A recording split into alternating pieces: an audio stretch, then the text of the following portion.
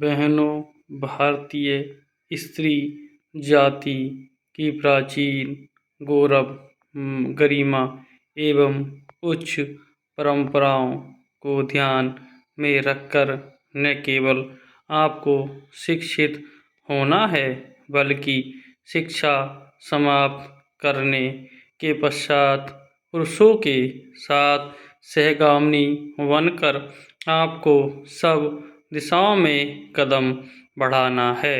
स्वतंत्रता प्राप्ति के बाद अब राष्ट्र के नवनिर्माण के कार्य में आपको भी उचित रीति से भाग लेना चाहिए।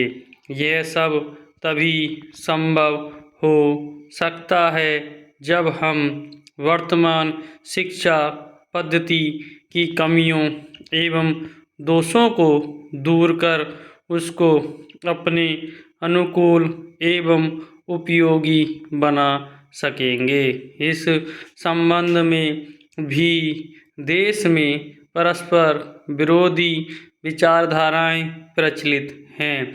आधुनिक सुधारवादियों या जो अपने को प्रगतिशील कहते हैं, उनकी धारणा यह है कि बालक बालिकाओं को एक साथ शिक्षा दी जाए और दोनों की शिक्षा प्रणाली एक सी हो।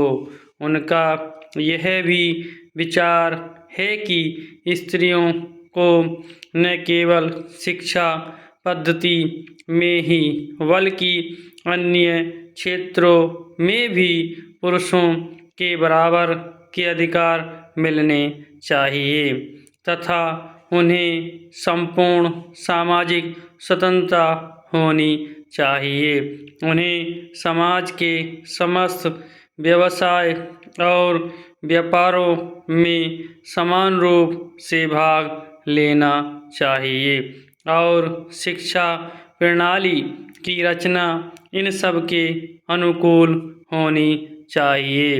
दूसरी ओर कट्टरपंथियों के विचार इनके विपरीत हैं। इस प्रकार स्त्री शिक्षा और अन्य बातों के संबंध में हमारे देश में वर्तमान समय में परस्पर विरोधी विचारधाराएं प्रचलित हैं। इन दोनों में से कौन सी विचारधारा उपयुक्त हो सकती है और किसके द्वारा हमारी संस्कृति एवं सभ्यता फल फूल सकती है, इस पर हमें ध्यान देना आवश्यक है। जहाँ तक मेरा अपना विचार है, मैं समझता हूँ कि हमारे लिए इन दोनों के बीच के मार्ग को अपनाना श्रेयस्कर होगा। वर्तमान शिक्षा पद्धति के आदर्श एवं उद्देश्यों में जो दोष पाए जाते हैं, उनके अतिरिक्त वह बहुत महंगी सिद्ध हो रही है। प्रतिवर्ष हम अपने शिक्षालयों द्वारा हजारों विद्यार्थियों को तैयार करते हैं, जिनमें से बहुतों को नौकरियां न मिलने पर जीविका चलाना बहुत कठिन हो जाता है।